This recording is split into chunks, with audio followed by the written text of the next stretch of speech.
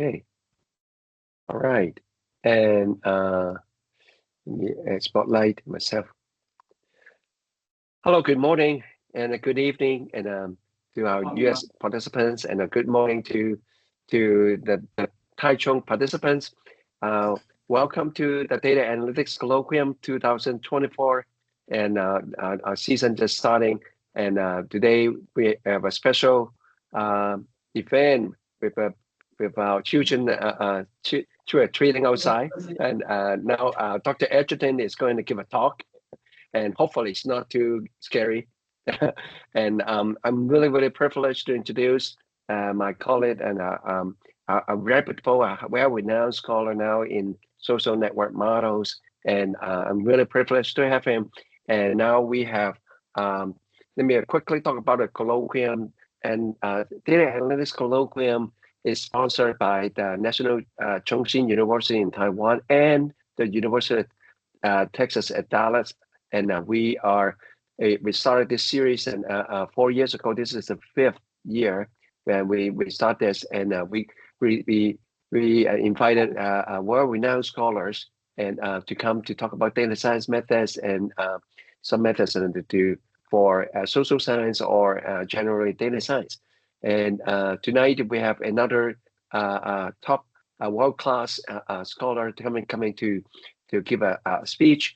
And so let me see if our co-host, Professor Peter Pan, is aboard yet. I think he's coming anytime.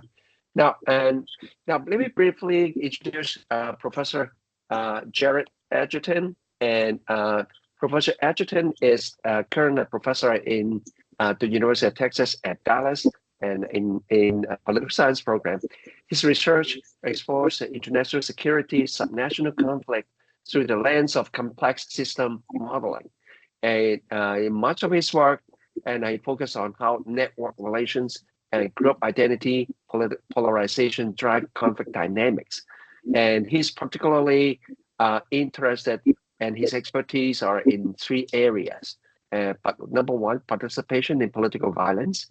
Number 2, group identities roles in conflict processes. And the third, the influence of network relations on domestic international conflict. And he is one of the few scholars who can apply traditional statistical models and also the new social network models on conflict data, because a lot of data nowadays is not in the traditional format, and they're very complex, and they have a network in nature.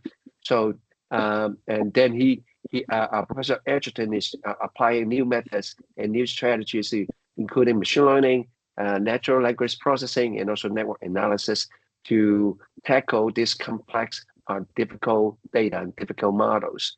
And I think without further ado, let me introduce Professor Jared Edgerton. Yeah, I think I can do something to clap. All right. Okay. Okay. Good. All right. Hi, everyone. Can you see my screen? Fine. Yeah, I can see you. Good. Okay, great. So anyone feel free to ask questions as I go for it. I can't really see the chat window, so you'll have to speak up if you have any questions on it. So I'm really excited to be presenting here tonight. I'm presenting on an article that's at the Journal of Politics called Cooperative Communities in the International System. But for much of this talk, I'm going to be focusing on the methods that are in the article for it, and we'll relate that to the theory at the end, but I'm happy to expand on that during the Q&A. Okay, before I talk a little bit about the paper, I just want to explain what my broader research agenda is and kind of just fit in this article into it. So I'm a political methodologist. Much of my work uses network science and machine learning to understand social processes. But network science and machine learning are really powerful tools that we can use to sort of summarize and explain complex social systems. So today I'm going to be using some network science tools to look at latent group structures within communities, but I also use this kind of stuff with text analysis and machine learning. In much of my work, I use this to study conflict, but I co-author in different areas of research, and a lot of the methods tools that I have like wide applications across different types of research questions.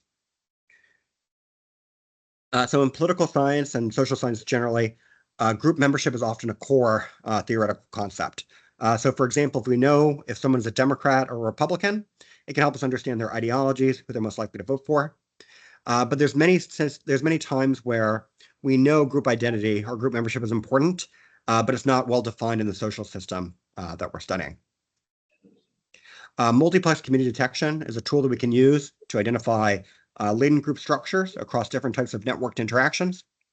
When we know the group membership is important, but it's not well defined in the system that we're studying. So using these tools, if you guys have anything that you're interested in where you know membership is important, you can use them to sort of uncover a latent group structure within that using networked interactions. So I want to motivate why this kind of approach is important for a different example than what I'm actually going to present on today.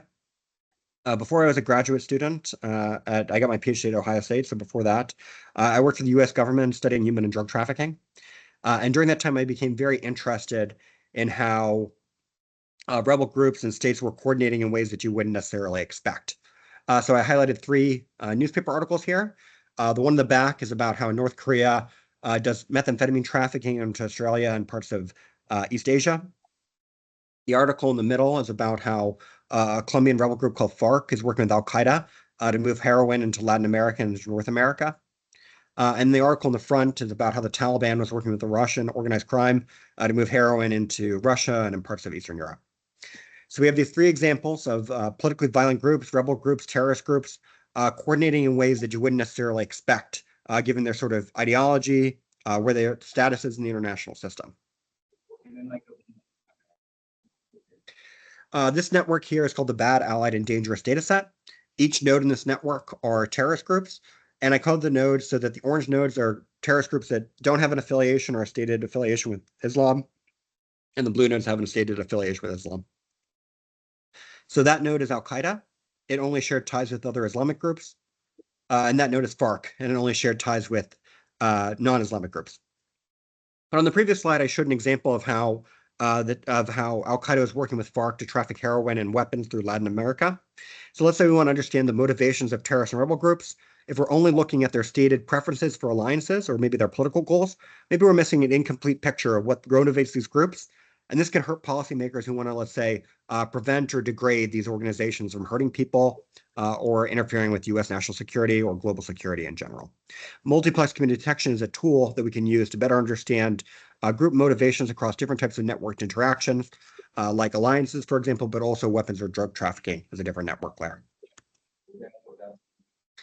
So outside of this example, we can see that across the social sciences and political science in general, latent group structure is really important, but it's not always well defined in the system that we're studying. So these are articles about interest groups. We can think of things like the Democratic political party, the Republican political party, as being comprised of different interest groups that come together to form a larger ideological framework for it. So the Democrats may be composed of like union members, LGBT, social justice issues. Conservatives are comprised of, let's say, pro-gun advocates, evangelical Christians, and a mix maybe like pro-life. These interest groups come together and form a larger framework. Something like multiplex community detection can help us uncover these subgroups within the larger ideological framework. In race and ethnic politics, we can think of intersectionality as overlapping networked interactions. So if someone is minoritized across multiple dimensions, maybe their political behaviors are different than someone who's only minoritized across a single dimension. And last, in things like comparative politics, we can think of how race, ethnicity, language, and economic class come together to produce different types of political outcomes that we're interested in. So in these examples, and what I'm going to showcase today, multiplex community detection might be a tool that we can use to better understand latent group structure.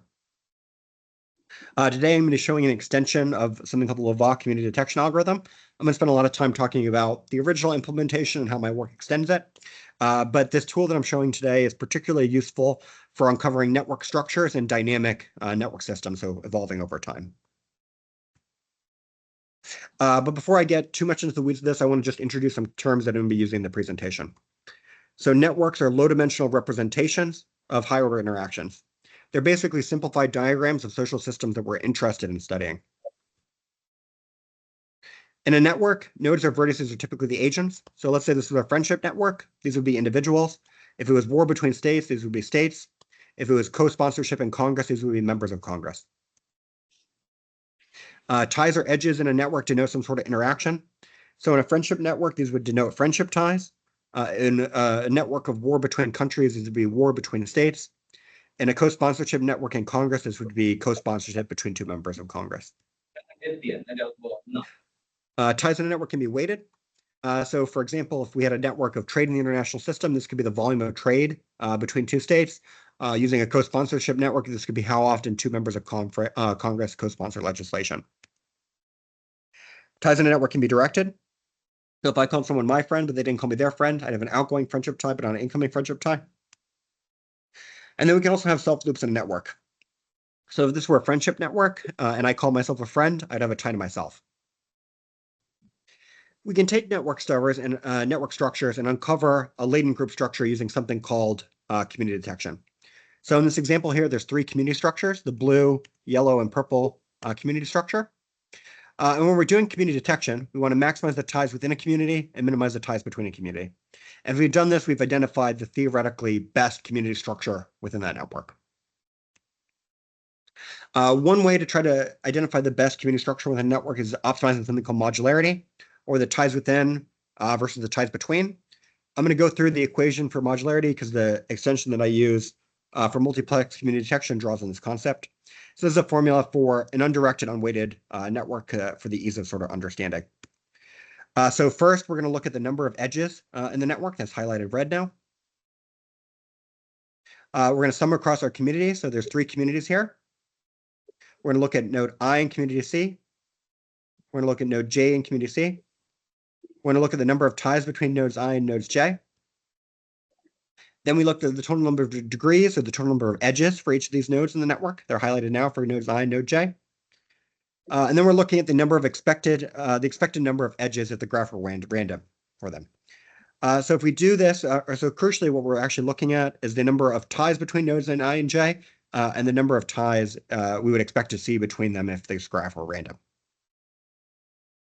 So if we identify the most modular community structure, we've identified theoretically the best latent group structure in that network. I'm going to return to that slide in a second because it's actually computationally impossible to do that if the network is not even that large for it. But basically, so I just walked us through how we would do community detection with modularity optimization and a cross-sectional analysis. Multiplex community detection is a really powerful extension of community detection. It's kind of like going from bivariate to multiple regression. We can model communities across different types of networked interactions. So earlier I showed an example of terrorist or rebel groups with alliances between each other. Multiplex community detection would let us look at both types of networked interactions to derive the community structure. And then let's say you wanted to look at friendship groups over time. Multiplex community detection would let you identify this latent structure in a social network over time to see friend groups from it. But here's sort of a dummy example of how this would work. Let's say these are co-authorship networks at UTD. Let's say these are friendship networks. And let's say this is a study group network. If we ran cross-sectional community detection, we would see that node C is isolated across two dimensions in our network. Or I'm sorry, node C is actually not isolated. Node C has ties with nodes B and D across two dimensions. And then in this other dimension, node C is isolated. If we ran community detection cross-sectionally, we would say that node C does not belong to any latent group structure looking at the middle layer, but multiplex community detection lets us borrow information across network layers. So even in this middle example where C is isolated, it would be part of a larger community with B and D, theoretically using multiplex community detection. So I mentioned I was going to return to the slide. Basically, what we want to do is look at the number of ties between nodes I and J. And we want to subtract the number of ties at the graph were random from it. But it's actually computationally impossible to do that if the graph is even modestly large. So this graph is not very large that I've been using to motivate most of this lecture. There's over 5,000 unique combinations with this network graph. So imagine something that's even just slightly larger than this with more edges. It becomes computationally intractable to do brute force simulation to find the most modular community structure. So we need to find some sort of algorithm that helps us find the most modular community structure but not sample the entire space of community structures that we're looking at. So the Lavaux community detection algorithm is a process that we can use to identify the most modular community structure without having to do simulation or brute force going through all possible combinations for it. So I know it's spelled like Louvain. It's pronounced Louvain, I believe. Apologies if there's any native French speakers in the group. But the Louvain community algorithm, what it does is it takes community membership in a first shot. It merges nodes together.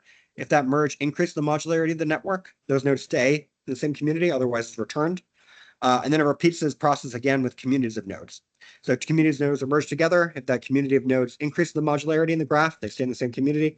Otherwise, they return to their previous state. This process repeats itself until none of the merges increase modularity, or until there's only a single community of nodes in the network. I think it's a little challenging to verbally explain how this works, so I'm going to walk through a diagram of what it looks like. So this is our base network. In the first step, we do modularity optimization. So now we have 3 communities of nodes, the purple, blue, and yellow community of nodes. Next, we do something called this community aggregation step. So those 4 purple nodes are now this larger purple node. Those 4 blue nodes are now this larger blue node. And those 3 yellow nodes are now this larger yellow node. In the community aggregation step, each community of node has a self loop that's twice as much as the number of ties that are internal to that community. So what you might see here is there's 4 ties in the purple community, so this becomes a self loop of 8. There's 5 ties internal to the blue community, so that's a self loop of 10. And there's 3 ties internal to the yellow community, so that's a self loop of 6. And then there's weighted ties between the communities for it that are, so in this example here, there are 2 ties between the blue community and the purple community. There's a weighted tie of 2. And there's 1 tie between the yellow community and the blue community. There's a weighted tie of 1. So then the process repeats itself in a second community aggregation step. So this is an example here. These 4 blue nodes are now part of this purple community of nodes. There are 11 ties that are internal to this purple community. So there's a self loop of 22. And then our yellow community remains the same. So there's 1 tie between this yellow community of nodes and 3 ties internal to it. So there's 1 tie between these communities of nodes and a self loop of 6. This example. So this process would repeat itself again. If this merge increased modularity, then they would be turned into a single community. If it doesn't, they'll return to a previous state. And once that happens, and there's no more merges that increase modularity, the algorithm stops running. So what's nice about the Louvain community detection algorithm is it's very fast, and it generalizes really well to doing multiplex community detection. So let's say we return again to our example where we have a co-authorship, friendship, and let's say a writing networks at UTD for it. So we've run cross-sectionally the Louvain community detection algorithm, and we have communities of nodes now. So each of these are comprised of our nodes. These self loops are twice as many ties that are internal on each of those network layers. We can create weighted edges between these network layers that are things like number of shared members between the communities. So in this example here, in this network layer, A1 has 5 members with A2, B1 shares 4 members with C3, and B2 shares 2 members with B3. And then we'd use these weighted edges and run the Louvain community detection algorithm on these communities of nodes again. And the R package I'm writing also accommodates things like proportion of shared members or Jacquard similarity between shared members for doing dynamic community detection. So I just want to take a moment to show how this process that I'm presenting on differs from other existing multiplex community detection algorithm. So most of the existing work that looks at multiplex community detection or some sort of dynamic community detection process only accommodate weighted or unweighted network layers. So earlier I gave the example of stated alliances between rebel groups, or let's say volume of drug trafficked. A stated alliance would be an unweighted tie, because it's just do 2 rebel groups say they're allied or not allied. Volume of drug traffic would be a weighted tie, how much drugs are moved between them. So most current implementations of multiplex community detection or stochastic block models only accommodate either weighted or unweighted networks for detecting communities. So most of the current implementations require you to specify which network layers share ties with other network layers, but there's some implementations of multiplex community detection where all network layers should have interlayer ties with other network layers. So this would be a problem for looking at something like dynamic or evolving network systems. So imagine you have a friendship group over 10 intervals. Maybe you don't want the friendship group at T10 to influence the community structure at T1, for example. So some implementations of multiplexer or stochastic block models wouldn't allow you to require that all network layers share ties between each other. And then the last current hurdle that much of this work faces is a significant proportion of stochastic block models or community detection approaches require that you say how many communities exist within the network. So you have to say there's 5 communities, for example, in your friendship group. There's 3 communities in it, and then it'll identify those. So much of the existing models require you to say how many communities exist in the network structure to be identified. So of these approaches, mine is the only approach that allows for weighted and unweighted network layers, is flexible for which network layers share ties with other network layers, and doesn't require you to specify how many groups are in the network or the multiplex network for the algorithm to converge. So I just walked through some of the methodological contributions of the article, but I also think it's very useful for helping us test political science theories. So in particular, we know group membership is important, but it's not well defined in the system that we're studying. In the article that I have in the Journal of Politics, I use this algorithm to identify latent groups of states in the international system called cooperative communities. Cooperative communities are groups of states that have similar political institutions and are much more internally cooperative with each other and externally conflictual with other groups of states for them. So I'm going to use this algorithm to identify cooperative communities in the international system. Basically right now there's 2 camps in network literature for international relations. The first looks at how network interactions between states spread in political institutions. And much of this work focuses on things like defense alliances and trade between countries, and the spread of things like human rights or democratic political institutions between states. There's a second camp of networks and international relations scholarship that focuses on how networked interactions between states can induce cooperation. And I'll go into much more detail on this shortly, but it's basically how ties between different states induce cooperation between those types of states. And then last, there's a large body of work that looks at how shared political institutions can reduce conflict between states.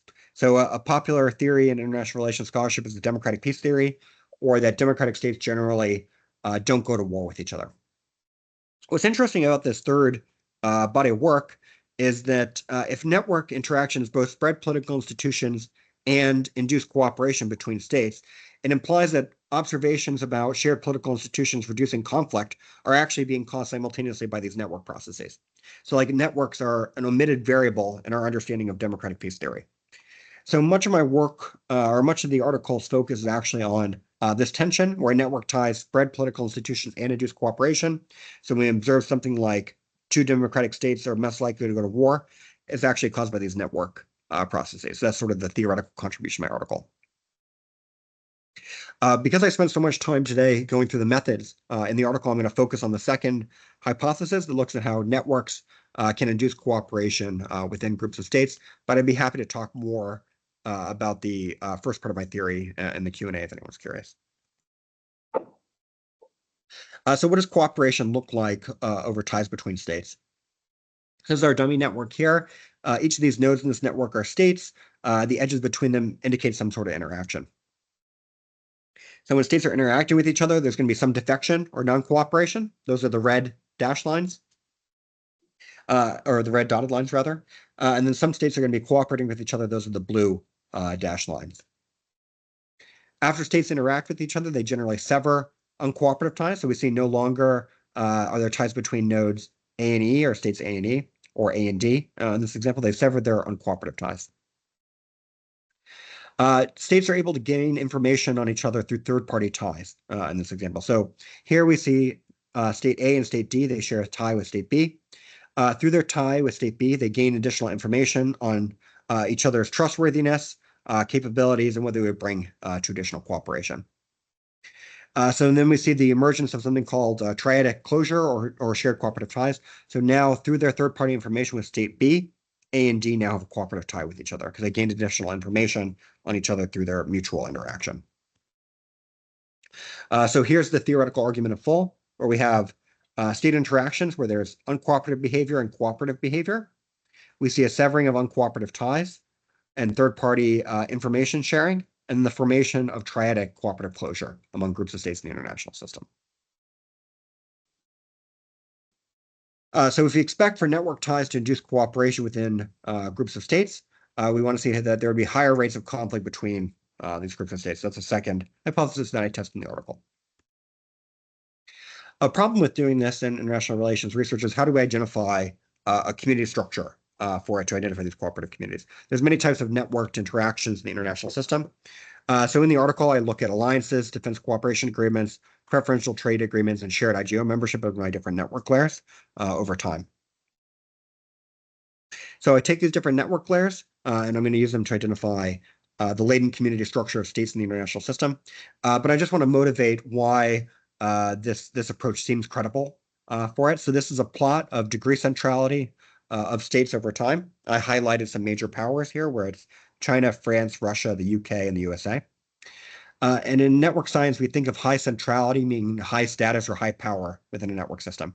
So for example, the most popular person you know shares many ties in their social network. They're more influential or more powerful in their friendship network. In the context of international relations, we think of states with this comprised network measure that I made from the 5 layers. We would want to see powerful states in the international system being more central to it. What you can see here is that the United States has an increase in its degree centrality after the Cold War that continues. Russia has a decline in its centrality after the Cold War. And then we see generally China increasing their network centrality after the Cold War, and the UK and France having relatively high degree centrality throughout the series. So this adds some credibility that the network layers that I'm using to measure the cooperative communities are producing what we would think of as accurate understandings of degree centrality for powerful states in the international system. A second way to validate this measure is to look at the latent communities that emerge from the network layer to see if they map onto what we think of as something historically accurate. So this is the community detection output for 1980. What we can see is there's a green community of nodes that kind of roughly maps onto the liberal international order with the United States and Western Europe. There's a group of Eastern European states that are brown to the right. And then we see states in the Middle East, and then some non-aligned states as well. So this kind of maps onto what we think of as an accurate understanding historically of how states were engaging and coordinating groups in 1980. So together, this time series plot of degree centrality and the snapshot of 1980 provides some validity for the measure that I'm using in the analysis. Can we use the cooperative communities that I identify per year to understand intergroup conflict among states? So I'm taking those community structures and I'm turning them into dyadic data. So if 2 states were in the same cooperative community, they're coded as having an in-group relation. If they're in different cooperative communities, they're coded as having an out-group relation. So about 1/3 of the observations have an in-group relation and 2/3 have an out-group relation. Next, I'm looking at whether the states engage in conflict. I'm using something called the fatal militarized interstate dispute data. Those are conflicts between 2 states that result in at least 1 casualty. For the purpose of the presentation, I logged the y-axis because it's unreadable, really, if you don't log it. Most of the time, states are not engaging in a military dispute that results in any death. So most conflicts between states, there's no death, it's just issuing in threats. And then for that matter, most states are not engaging in any conflict at all for it. So it's heavily lopsided for it. And this is what the count of fatal mids look like per year. And you'll notice that there's spikes around World War I and World War II for the count of 2 countries engaging in a conflict that results in at least 1 casualty. So I want to see, does this outgroup relation increase the likelihood that 2 states engage in a fatal militarized interstate dispute? I use 3 different modeling approaches. The first is a fixed effect regression that has sender, receiver, dyad, and year fixed effects. Then I use some network regressions. These network regressions in particular are a latent factor model and a temporal exponential random graph model. The Turgum models endogenous dependencies between states by including network terms. That's a common way of doing network analysis in political science. And then a latent factor model includes sender, receiver, year, and dyad random effects to try to condition out network dependencies between states. Then the models I control for whether two states share a border, if they're both major powers. There's a measure in international relations called sync ratio, but that's supposed to be a measure that captures difference in power between two states. So which state has a stronger military, or the difference in their military strength between two states. Then I look at whether two states are autocratic, whether they're democratic, and then the temporal exponential random graph model, I include a K-star term and a triangle term, which are endogenous dependencies in that regression. So across all the models, we see that states that have different community structures or latent community groups that they're found have a higher rate of engaging in fatal militarized interstate disputes. And this holds across, bivariate regressions, the fixed effect, logistic regression, a linear probability model, the temporal exponential random graph model, and the latent factor model. And then something that's interesting is that we see that whether two states are autocratic or two democratic, in some model specifications, they come up as null, meaning that joint democracy, for example, has a null effect on whether states engage in a fatal militarized interstate dispute across some of the model specifications that I showed. So I think there's two key policy implications that come out of that. So first, if network interactions spread political institutions simultaneously and induce cooperation, then theories that attribute peace between states to their political institutions are actually missing this omitted confounding variable for it. So for example, if the United States has a policy preference for spreading democracy because they think that democratic states don't fight each other, the implication is actually that it's these network processes that are driving that observed statistical reality between democracy and conflict for it. The second policy implication, I think, it relates to what the United States' role in the international community will be. If the United States withdraws, let's say, from engaging maybe more of an isolationist type of policy, and it's filled in by authoritarian states, this theory implies that we would see the emergence of something like autocratic peace theory, or groups of densely cooperative states that have limited political rights, authoritarian political institutions, and maybe unfavorable human rights conditions for them. So withdrawal from the United States might cause authoritarian peace theory. So thank you, everyone, for seeing my presentation. I'm looking forward to your questions.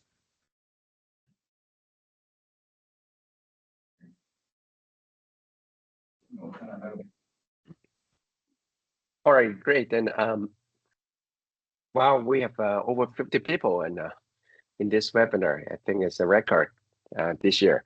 All right, and great. Now, I think I would just solicit some questions from both sides. And since I am the host, I take advantage of that and start with some simple questions.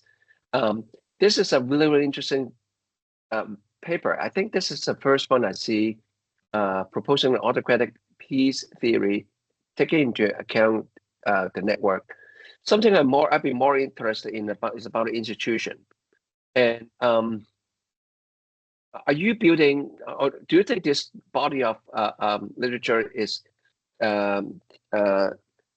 trending or turning to build a theory?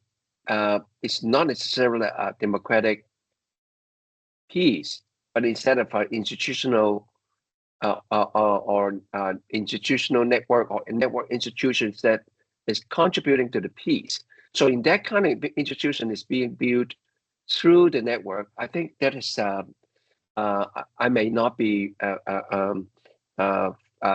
fully aware of the entire body of literature in this direction, but this is new to me that we think about an autocratic peace, but we need to think of it as an institutional setup, how much the network, the latent network is contributing to that kind of institution building, then contributing to the body of peace studies. Yeah. Can you inspire more? Yeah. Sure. So, and I'm happy to actually, I can also share my screen and go through some of the other diffusion processes that would be useful as well. Would you like that? Okay. Let me go back to screen sharing. I wanted to be able to see people asking questions for it. So I'll go back. Yeah. We have another question from Glenn Cooper. Yeah.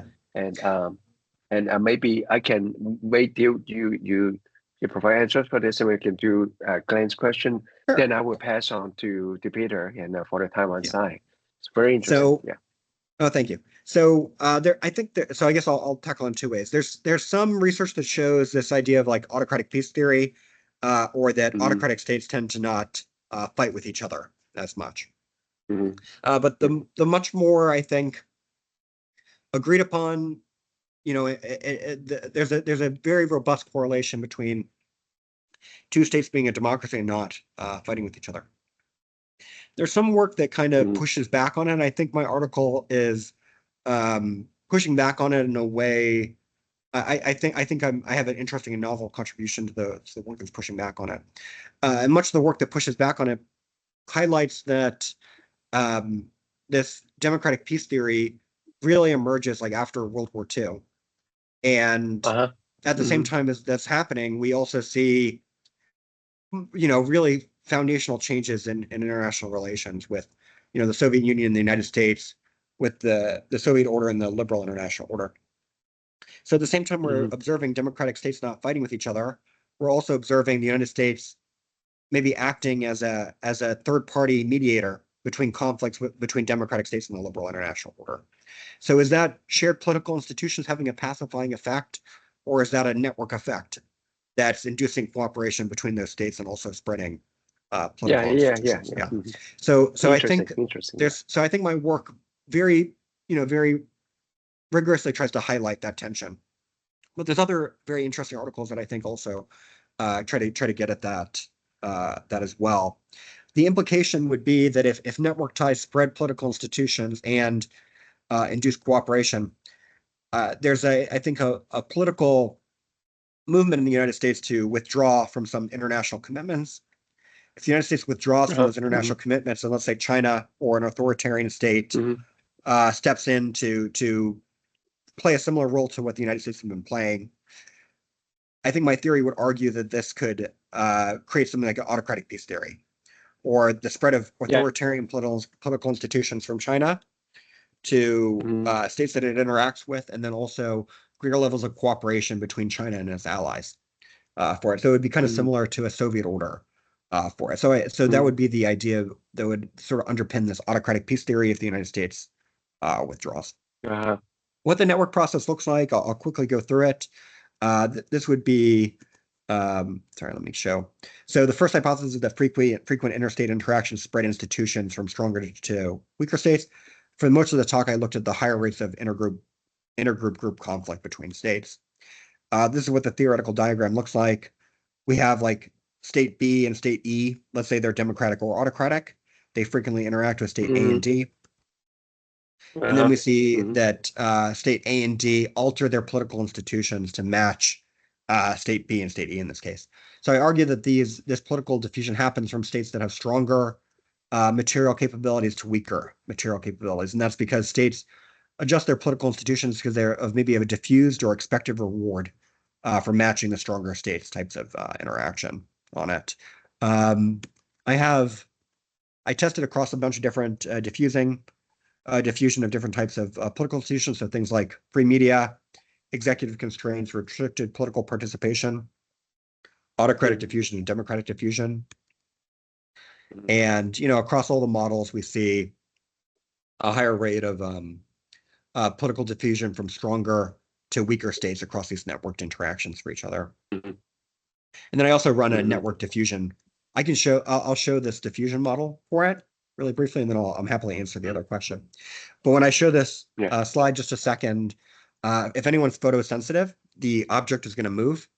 So I just want to give people a chance to look away from the screen if they're doing it. So I'm just going to pause for a second, but I'll explain how network diffusion models work. So you can model them as a regression of like how many integrate ties do you have before you adopt a similar behavior. So in this case, it's like how many ties do you need to stronger states that have authoritarian political institutions before a state becomes authoritarian, or democratic political institutions before a state becomes democratic.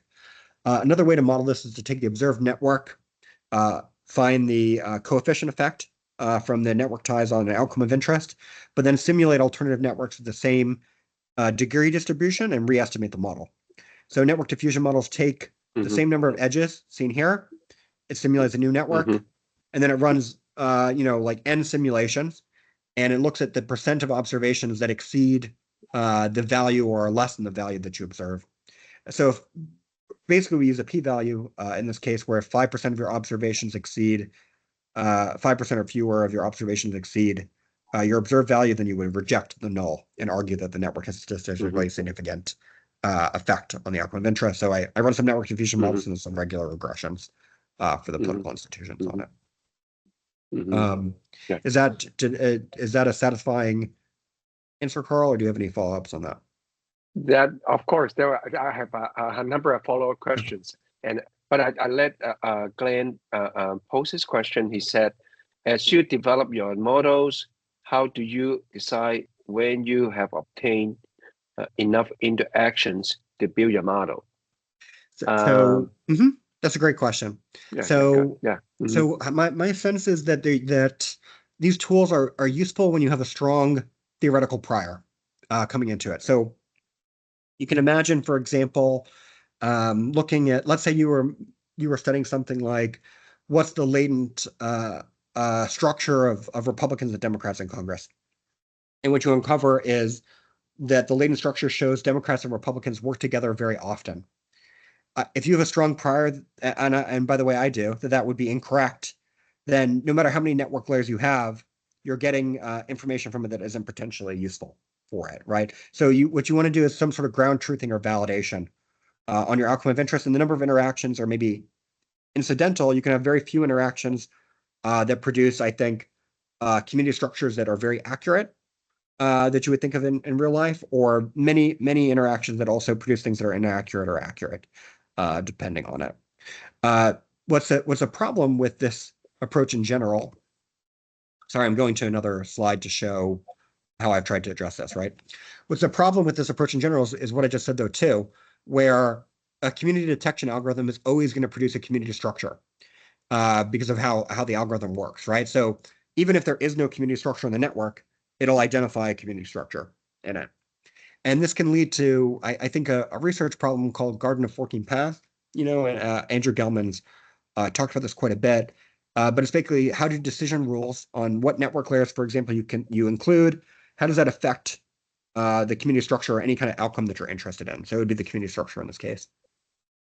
In my work, what I try to do is think really hard about how decision rules that I'm making affect the result as we go through. So when I was explaining the model, I said I use defense cooperation agreements, alliances, IGO membership, and preferential trade agreements. In the appendix, I relax that assumption, and I include these different network layers on them. And then I also change weighting schemes for how I weight these different network layers. For example, which one's more important, which one's less important, using these input data. So this is colored by blue if they're not included, red if they're included. So there were, I think, looks like 670 unique combinations for input data here. So then I took these different input data, I took different weighting schemes for the network layers, and I showed how does the coefficient effects change depending on the input data on the p-value, but then also just the coefficient effect. So I think in total, I can't remember, but I think it was a couple of thousand simulations for alternative model specifications, kind of trying to tackle the question you're saying, like, how do I know I have enough interactions? Maybe I have too many interactions potentially on it. In general, the results held across a variety of model specifications. And what's neat about this approach is you can try to figure out which network layers were most important for changing the observed coefficient effect on it. So something like if two states were members of an IGO, this is the expected coefficient effect was like 0.5, for example, right? And you can see how these coefficient effects changed on my outcome of interest depending on the input layer used for it. And these are the weighting schemes that I used. And then this is just a distance metric between states as an edge weight for it. So what I'd say is, so two things, right? Serious ground truthing for if you think that the network layers that you're working with, try to have a good idea what the community structure should look like. And then think hard about measurement error and tweaking your input data to see how it changes your end results. And if it changes it very radically, then I would investigate, your first principles more.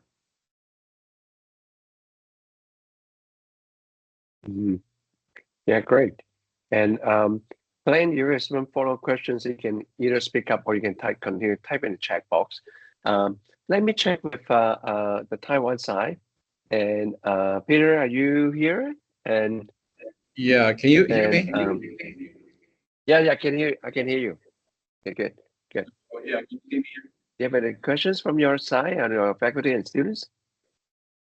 Sure. And you can hear me all right. Professor Edgerton, Yeah, I can hear you. can you? I can hear you. All right. Let me start it. First of all, I want to thank you for this wonderful presentation, and then I hear a couple of questions here. Let's see. Okay.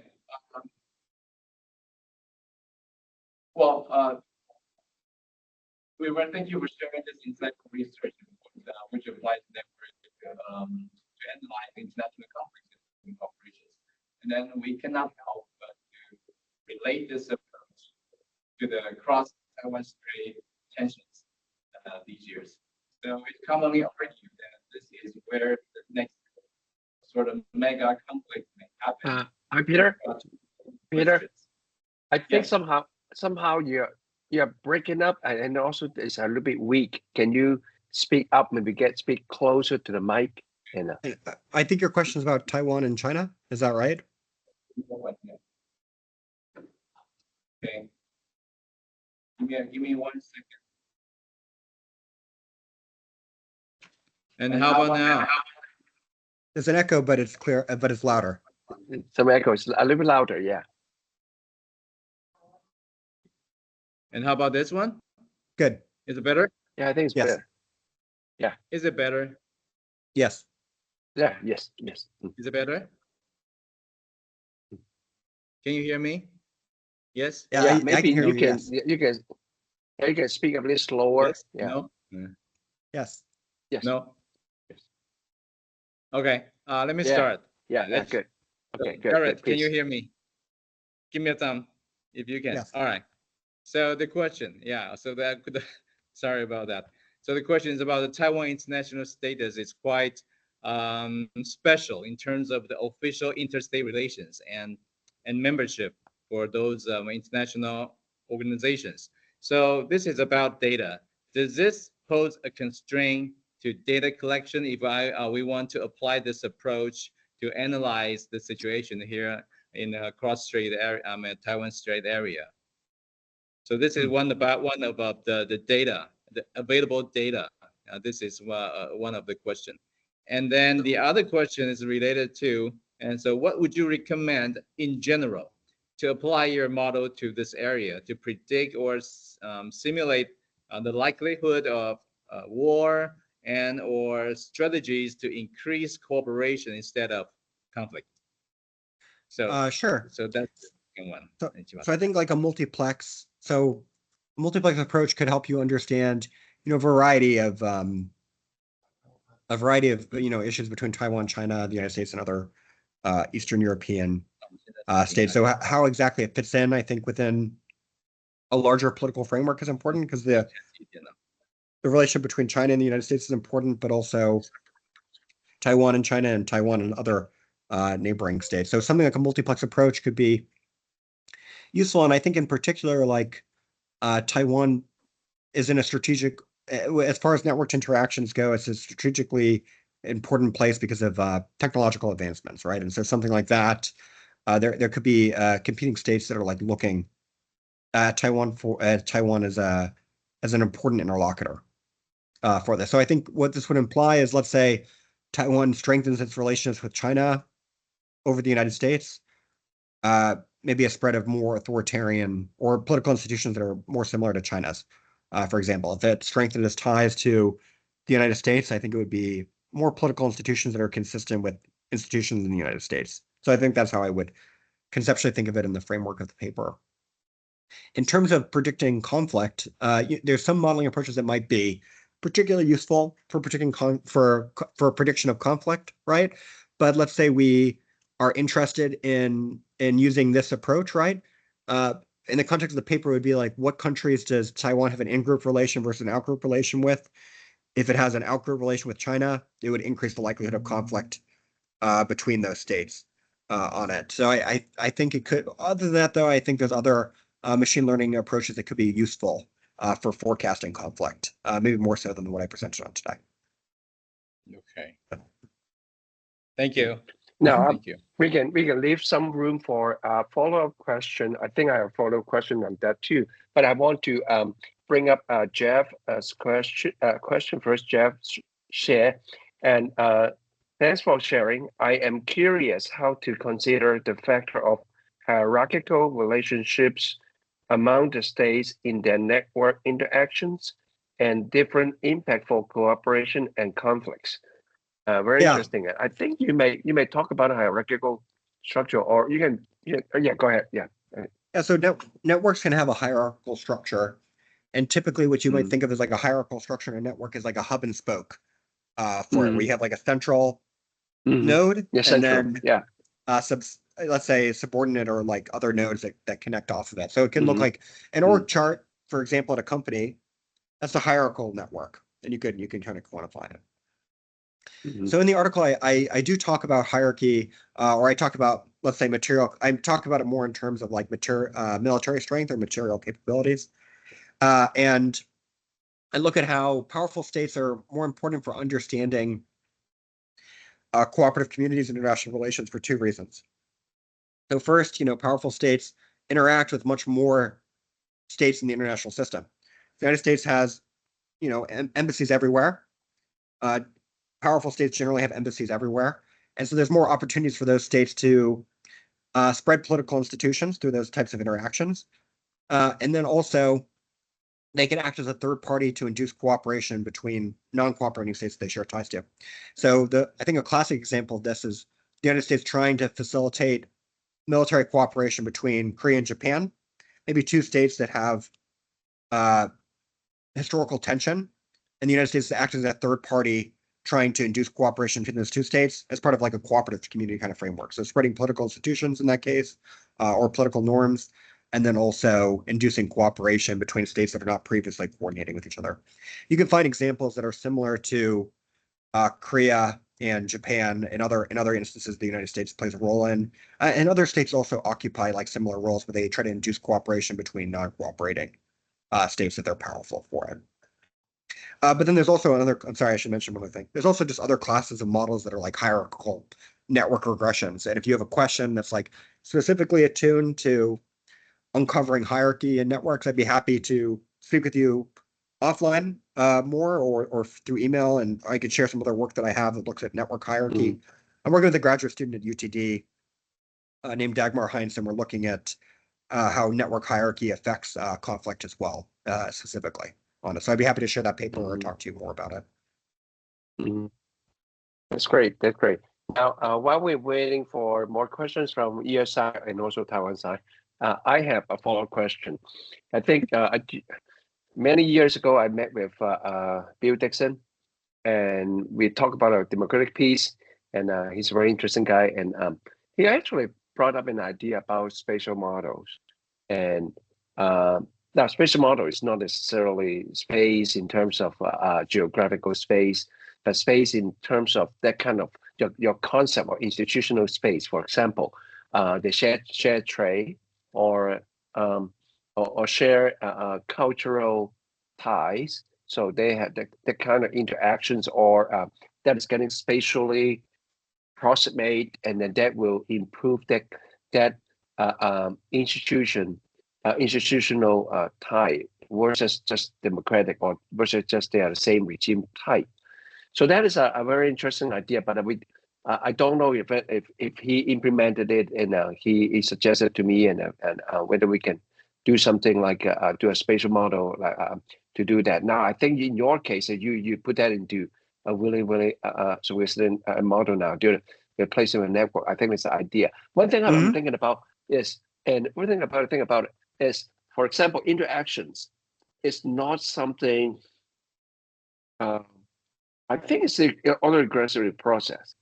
It's a regressive process. That means, well, for example, I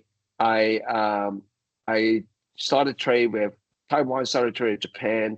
Japan's trade back, and they continue to build that trade, and I mean, they may come up and go up and down, but they will not do like all of a sudden, and Taiwan will do a new real start a real trade agreement with North Korea, right? So that is not so that auto-regressive process is basically coming into play when you see the network interactions, and so some of these interactions are auto-regressive by nature, by data generation process, and the other thing is, and it is hard to see that. Now, I think you earlier just demonstrated some severe tie, and all of a sudden this kind of interactions got totally cut, but that is unusual in the in the peace model. You do not, maybe you continue to see France and Britain, they either get more collaboration, they may blame each other, but we're not severe that much, and all of a sudden like an entire cut, of that tie. So that is something that I think. I think you talk about Turcom. Is this what you are doing in a Turcom model? For severing ties, or severing ties? I mean that auto-regressive process of that interactions. So yeah, the Turcom includes autoregressive components for it, and if that's something you think is interesting, it kind of can very easily generalize that kind of information into it. And I think that's an interesting point broadly. I forgot to mention this actually when I was discussing the theory more. That I agree that actually severing ties is rare, and it's usually at the prerogative of powerful states. So like weaker states, I think, are kind of tie takers, whereas powerful states can make and sever ties more easily than weaker states. So the theory is actually about how powerful states like shape their networks and also spread their institutions simultaneously. Yeah. Peter, do you have any follow-up questions? I don't want to dominate that too much. Yeah. You can give you one more question to ask, and let me gather other questions. I also see another question from Glenn. If you want me to take a Yeah. So Glenn asked, if you want me to read it out, maybe I can. Yeah, go ahead. I can read it out too, because others may not see the checkbox. Glenn suggests that is there some data that is not being gathered now that you think would be helpful in modeling international conflict? So I'm sure there's tons of interesting data that could be collected, right? That doesn't exist, and I think UTD has a great strength in event data collection, and any types of like event, and this is generally collected from newspaper articles for encoding like what happened in a particular area at a given time. You maybe can take that data and form it into meaningful networks of interactions between let's say states, but also subnational actors or individuals on it. And something like that I think could be like really great data for an article or potentially for a dissertation on it. And then the second thing that I think is interesting about networks in conflict, or like networks in just political science generally, is there's been like some really fantastic work using inferential network models for analysis, but I think there's a whole class of models that are just generally not used in political science work. And generally, I think good research is theory driven. So you have an interesting question and you want to test that interesting question.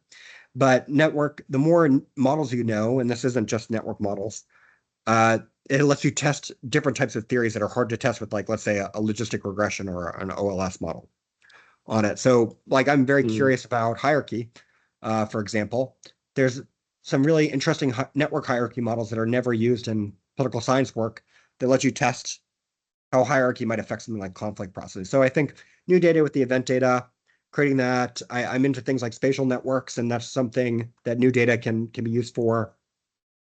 And then also even with existing data, a novel methodological approach lets you test questions that haven't been quantitatively tested before, I think would be, that's like an interesting area as of work. Great. And Peter, do you have any Yeah. Here's the question question. collected? Yeah. So after the communities are detected, so could you showcase a little bit of maybe some students there and they're interested in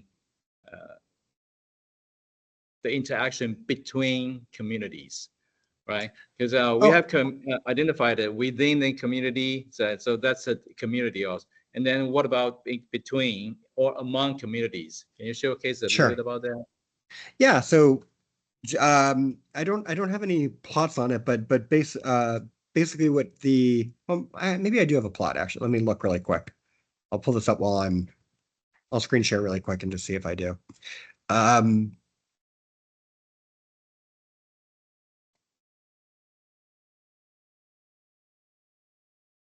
So the article focuses on do we see higher rates of conflict between these groups of states, right? And to me, this is the cooperative communities are a way of thinking about international order. Conceptually, to me, international order, the easiest way to think of it is, I think, during the Cold War, we have countries aligned with the Soviet Union and countries aligned with the United States for the Soviet order and the liberal international order on it. So what we see within the liberal international order is generally much higher rates of cooperation, military coordination between them that are cooperative, and then higher rates of conflict between. So the Soviet Union was much more internally coercive with, I think, Eastern European states than the United States was with Western European states. But they were still more internally cooperative with each other than they were to states that were not part of the Soviet order for it. So I guess actually I'm going to answer this two ways. So one is generally what I looked at this paper was rates of cooperation between states. I don't think I have a plot on it exactly, or between groups of states, but you would see higher rates of war between cooperative communities and lower rates of war within cooperative communities. Something that I think would be interesting to expand this paper on is what types of network structures have higher rates of internal conflict for it. So maybe there's like a typology of cooperative communities or like conceptually something like an empire type of structure where states within a cooperative community that have this kind of network empire structure are much more internally war prone for it. So maybe the Soviet Union, for example, used coercion much more regularly within its cooperative community than the United States used within the liberal international order. And so I think that would be an interesting area of future research on it. And I'd be happy, I do have some plots that look at different types of interactions within those communities. I'd be happy to share that with anyone if they want to email me after today. All right. And Jared, I think, yeah, sorry. Can I follow up? Go ahead. Yeah, just kind of remind me that if we can detect that community within, well, you can identify the loose relationship within the community, and so think strategically, and it's easier to break it. If there's a conflict between communities, so the opposing community may try to break the other communities. So this is how the game is played. So if you use this approach or model, and then we can identify where's the quote unquote weakest link, and then some reason some factors. Yeah, maybe that's. I really like that question. So, and I think it's very interesting. There's a very good article by I forgot the name of the article, but Kyle Beardsley has a good article at Journal of Politics that's forthcoming that looks at what kinds of network interactions maybe lead to higher rates of conflict between that state to a third party state, right? And so you could imagine that the United States thought that, for example, strengthening military ties with Ukraine would weaken Russian ties with other states. So they tried to, let's say for over 10 years, move Ukraine closer into its cooperative community. For example, maybe Russia knows that movement would weaken it within its own community, and so that's a genesis for the conflict on it. But I do think in general it's a very interesting question if you could think of spoiler states or edge cases in communities where there's high levels of competition to get that state in or out of a cooperative community. I think that's very interesting. Thank you. Yeah. Carl? Oh, I saw you using LPM. It's a latent profile model. LPM, a linear probability model. Oh, linear. Oh, that's a different one. I thought you were doing latent profile model. And I have an idea about that. And then first of all, I think that you're opening the new world of building a theory and explaining peace, not necessarily democratic peace, but more institutional peace. And how about the diplomatic data? And Diplomatic data so as a network tie. diplomatic data. So we have a student Marcus doing that, like State Department Twitter or press releases. So those are different. I was talking about diplomatic data, and I know a few friends in the embassies and State Department, and also in Taiwan, Ministry of Foreign Affairs. So they have the data, which is different what we have seen. So they are thinking about, for example, the interactions between the official and non-official events and networks. So this, particularly in Taiwan case, and they may not have the official diplomatic ties to many nations or many countries, but they actually have much more unofficial ties, unofficial interactions, and some call it second-tier diplomacy, and then they target cultural, target economic, or target some could be A's, and just like China has been doing in BRI, but Taiwan's MOFA is more soft. I would not say the soft power. It's more cultural or more societal, and focus on NGOs. I mean, just NGOs are NGOs, but basically at a sub-government level kind of event activities. So this will be interesting data for doing that kind of interactions in the case of U.S., or China, Taiwan, U.S., Japan, or the peripheral countries such as ASEAN countries, to see how much that could be used for modeling the interactions. And you mentioned that Ukraine and it's been a stronger tie with U.S.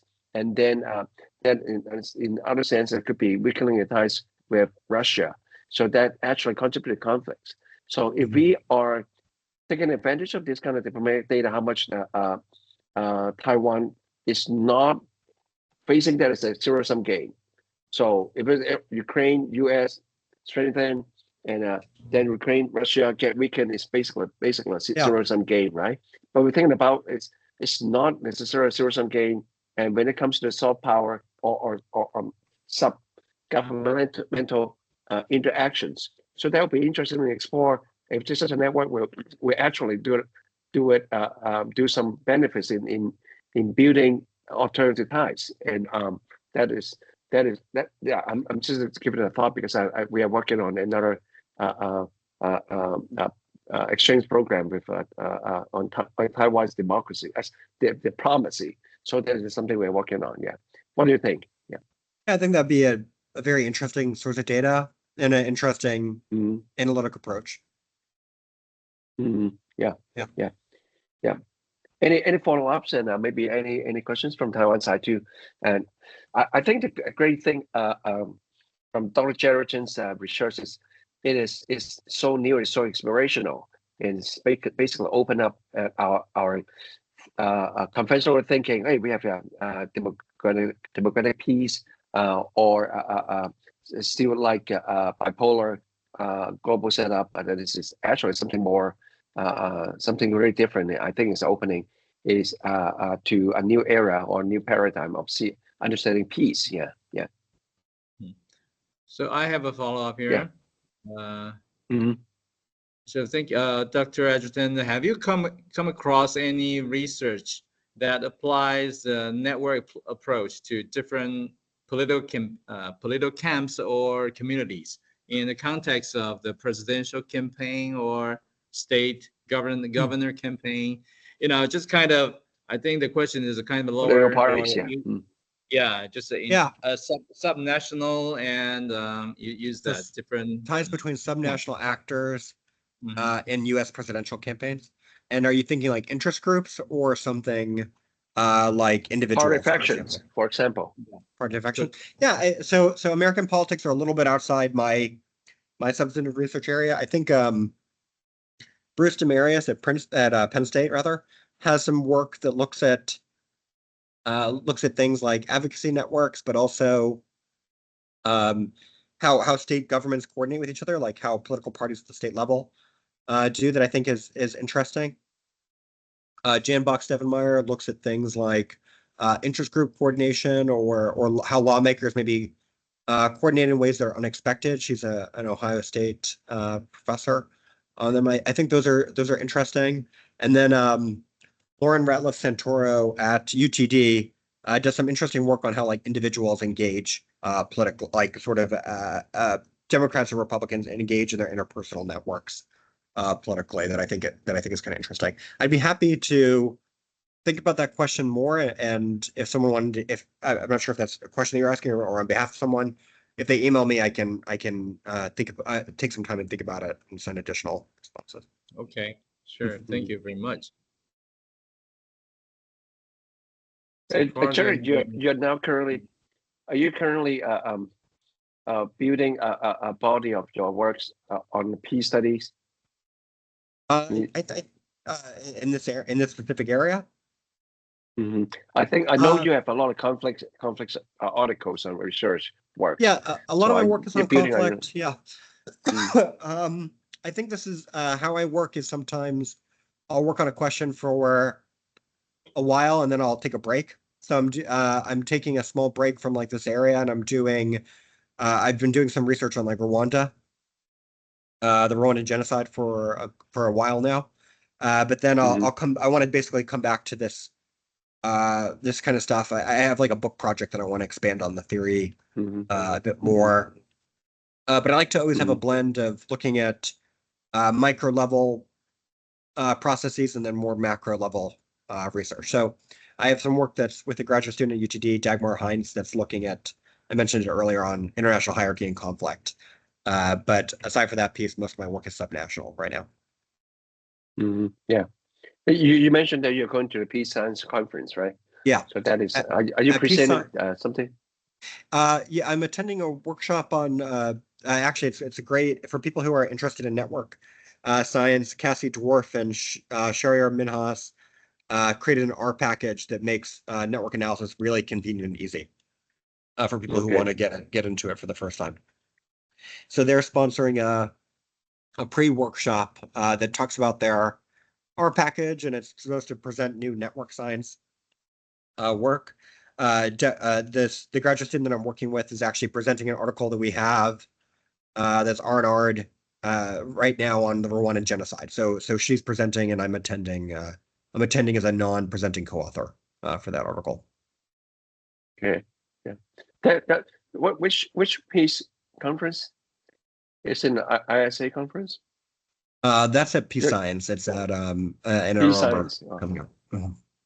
Okay, yeah, all right, and yeah, maybe share some information. I think the students in Taiwan will be interested in the Peace Science. Now, because I think a lot of them are familiar with the conflict literature. I think the peace will be something interesting.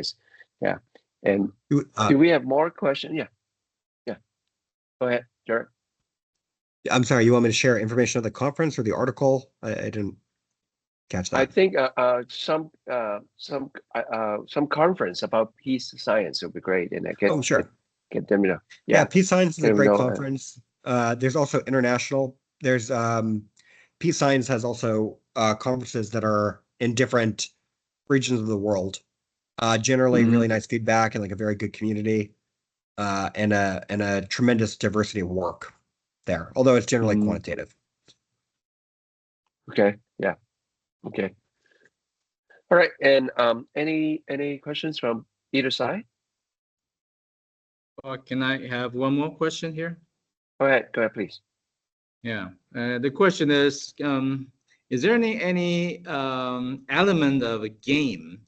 I mean, game theory, that kind of game. So between those interactions between communities, because from your article, it kind of says that the small countries and big countries, so their institutions kind of, diffuse to the small country, then they're prone to be cooperative. So the institutions gets more alike. So strengthen the relationship between within the communities, and then in another sense that here in Taiwan, a lot of people says that, yeah, we are small countries, and then we try to leverage our positions between two big countries, two big animals. And then is there any strategies that we can use? This is the issue here in Taiwan people are talking about. So can we kind of detect this kind of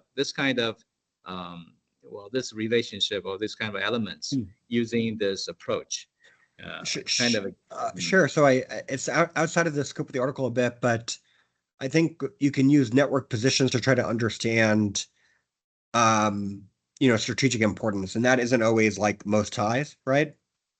So if you take an example like Taiwan, maybe is between the United States and China, but because it has tie, even if it only has ties, this isn't the case, right? But if it only had ties to those two states, that's a strategically important position to occupy because those two ties are worth a lot.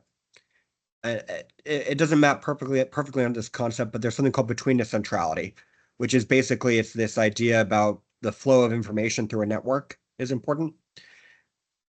Because of Taiwan's also like technological importance, it probably occupies like something like you could think of as like high betweenness centrality in the global supply chain or global supply chain network. So I think in that sense, perhaps it's like very important for both states to have good relations with, although I could see in some instances that increasing the likelihood of conflict. So if a state has, for example, like really important resources and another country is worried that that state is moving away from its influence, maybe it creates an incentive for war in that case, because it's like we would need to try to move the state back into our like sphere of influence, using use of coercion to do it. So it's a good question. I would need to think about that more. Yeah.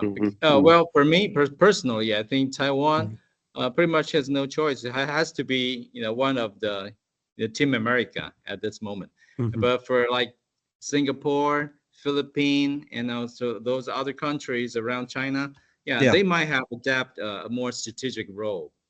In terms of within these relationships. Yeah. So that's where the question comes from. Okay. Thank you.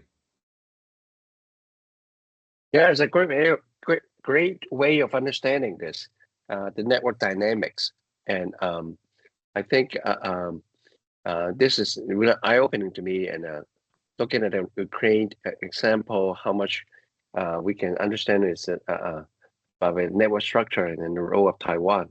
And so before I have so many questions, that do we have more questions from either side as students or any participating faculty, and you raise a question?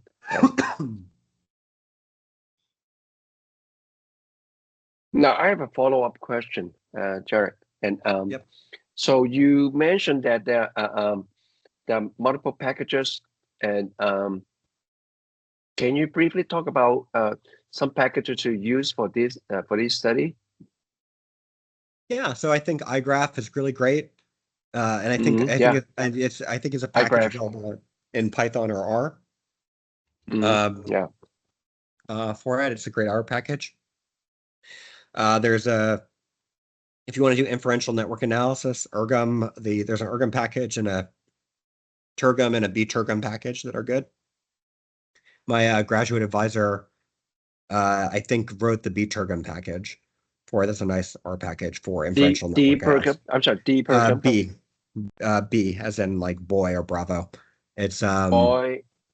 I'm sorry, bTurgum. Yeah, and that one's a nice. That one's nice, I think. And then Cassie Dwarf and Sharyar Minhas have an R package that I think is called Netify. Can I look it up actually, because I feel bad for. Sure. And I'm looking up too, and I want to make sure that I spelled them right. iGraph, and of course everybody knows iGraph. Ergum and bTurgum and it is called Yeah, so then Cassie Dwarf and Shahryar Minhas have an R package called Netify, N-E-T. I'll write it in the Netlify. chat. It's Okay, really that's nice. interesting. It's Netlify. designed for people who are trying to become familiar with who are less familiar with network science. And so it's designed to be user friendly. That is the hosting company. It's a web hosting company. My Oh, is website it? is a host by Netlify. Oh, it's a Okay. Netlify. No, it's a Netlify. Sorry, without L. Yeah. So Yeah. everybody use Netlify here. I just because looked. it's free. I got worried for a second that I gave the wrong one, but it is Netify. I'm looking on Dr. Cassie Dwarf's webpage. Yeah, without L, without the L. Yeah. Yeah. I think that so I've seen them. I saw them use it. They did another conference recently where they showed it, and I thought it was great. And it does a bunch of different types of network analyses in a really convenient, user-friendly way. And they're really good scholar, and I think their work is great too on it. So I would really recommend their new R package. Okay. Let me see if I can get a GitHub out of that R package. Yeah, it's different. Since R package called Netlify, it's a different thing. I think I did not find it yet. Maybe it's on Crane yet? I don't know if it's on Crane. I when I clicked on her website, it went to GitHub. Okay. For the for it. Yeah, I think it's a I'll put different it one. in the. Yeah. I'll put it in You the can group chat. provide the link, and so we can do. It's a network is different. Yeah, package network is different. Yeah. There's something called Netlify data science. This is something, of course, should be different. All right. Now, so you generate the graphics also too, and using iGraph and really sophisticated, visualized. Yeah. And their R package also is good for data visualization of networks too. I'm looking at it. I'll drop the link once I get it. Yeah. I just typed Dr. Kramer's book, Inferential Network Model and Analysis. So that I think Professor Kramer came last year, right? I think to give a talk on his work. It's really well received. And now, I think we should have invited you first, and but I think finally get you aboard here. And so can you provide some resources about training or taking workshops? And I remember that we have a political network group, and used to be convening before APSA. Now PolNet is having its own conference now, right? It's only in the US. It had its own conference until COVID, and then they did it before APSA, but now it's back to its own conference again. Yeah, I think PolNet's great. The ICPSR offers network science courses that are really good. They're taught by really good instructors. You teach one of them, right? No, I taught a text analysis course there. But the network science instructors are really good. And I forgot there's another network science training that's sponsored in the UK every year that's also quite good. I forgot the name of that one, but that's very good. The Santa Fe Institute does like complex systems modeling workshops in New Mexico. That place is very good. But I would recommend, PolNet's good. PolNet also does workshops usually at the start to be like for people who want to become familiar. They'll do like a couple of workshops for teaching it. And ICPSR are great places to start. Yeah, and become advanced. If you do ICPSR, you can become an advanced network science person with the tools over the course. Do you know of any college from Taiwan or Japan? And I'm thinking about. I think this is I aspire to introduce some new workshops or training. Particularly, I think network models is of a really high application value to Taiwan data, Taiwan problems, and so I think we should consider doing something similar and do this workshop in Taiwan. And maybe I think we should consider that and then see if garner enough interest in some students, and we have a really good turnout. If you are particularly interested in getting training, getting workshops in Taiwan, and please let us know, and let's see if the colloquium can do something. Maybe to invite Dr. Edgerton and sometime to Taiwan to give a workshop and training. And this is something I really like to do. I believe that there's still a lot of applications, particularly in Taiwan situation. I thought about the diplomatic data and the other data like peace data. We can also introduce this to study. This is something new. I think I do not know any researchers or professors are doing network analysis. Maybe there are some in the business schools, but in our case and in Taiwan, and it could be almost brand new. And correct me, Peter. Do you know anyone who's doing network models? Yeah, network models, yes, but not for applied to international conflicts or corporations. I think this is quite new. Yes. Yeah. And then we can work with the Seneca. I think academia they will be Seneca. quite interested. Yes. IPM. All right. Do we have more questions for? Yeah. Or we can start with some online, for example, lecture or speech, and then we can start from there. And then, of course, we would like to invite you to come over yourself and in person. And Carl and I, we have been working together for quite some years, and this is our fourth year on DAC. So, or I call it the fourth season, because we only use the second semester or the first semester, the fall semester. Yeah, we have the DAC semester.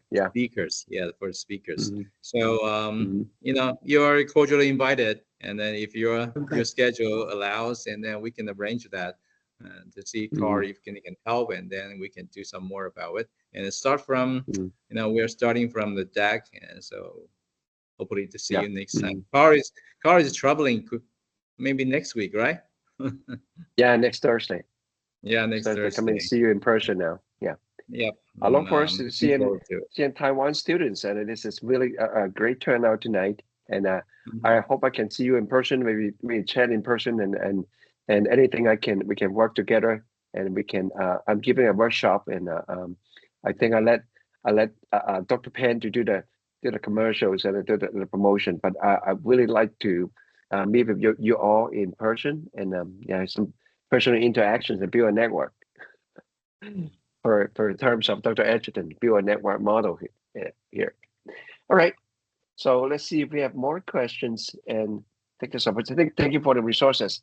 And I learned something about Netify. I want to study that, and hopefully I can take a course from you too, Dr. Edgerton. Are you teaching ICPSR this summer too? No, I'm not teaching. Upcoming summer? No, I'm not. Yes. This is really amazing. I want to talk about this professor, and he's an expert not just in network analysis, but also expert in NLP, and it's basically the precursor of language models, large language models, and machine learning using text data, and maybe we can invite another Dr. Edgerton to talk about text models. This is really exciting. I saw his work; it's really exciting too. So I don't know how he can manage to be so prolific and so productive.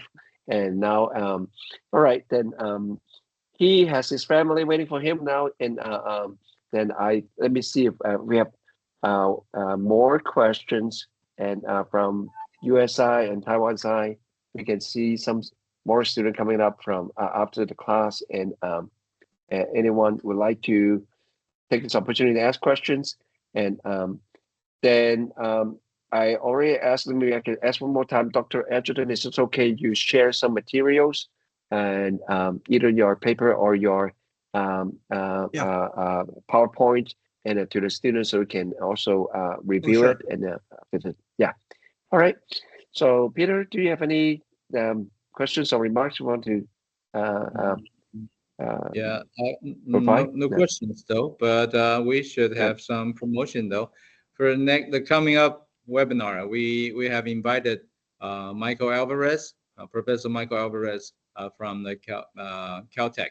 And then Caltech. And then Guy Whitten, Professor Guy Whitten, from So I think Texas everybody A&M. knows. Yeah, Texas A&M. We have heard so much about him. So stay tuned for all those who are interested in that. Do register. We will open up the link for registration. So please register and stay tuned for the next two very interesting topics given by Professor Alvarez, and the other one is by Dr. Whitten. All right, and now I should see you, Jared, and I will be away next week, and probably, but then you'll be away in the week before the Thanksgiving. We'll probably see in December. Yeah. Yeah. Well, Thanks I for need inviting me. to take you out. Yeah. Oh, sure. Oh, yeah. thank you for accepting an invitation. This is really our honor. So I look forward to seeing you and after Thanksgiving. All right. Yeah, you too. Have a good trip. Have a good trip. All right. Thank you. Have a good trip. So I think we Thank wrap you. up here. Email me at and, you can email me at jared.edgerton@gmail.com if you have any questions. That's great. If something comes up after. Yeah, and I'll send you the paper and the PowerPoint. Okay, that's wonderful. Okay. So Dr. Edgerton's email is already here, but in case you didn't have access to the chat box, and please check with Dr. Pan or check with myself. I can provide all these materials and contact information. All right, I think we conclude with the night. This is a great night. Hope you still have some time to enjoy the candies. All right, take care. Everyone, thank you. Yeah, thank you. Good Bye. night. Thank you. Bye. Bye. Bye. Thank you. Thank you all. Thank you all.